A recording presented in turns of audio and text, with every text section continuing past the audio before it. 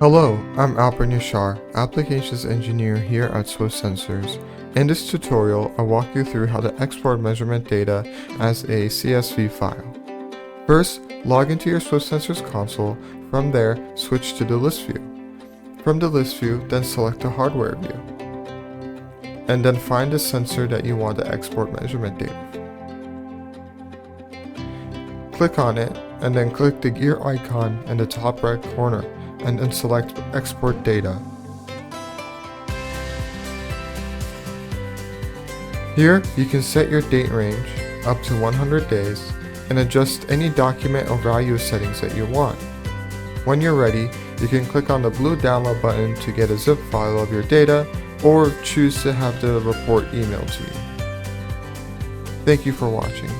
If you have any more questions, please feel free to contact us at www.swiftsensors.com/support or email us at support@swiftsensors.com.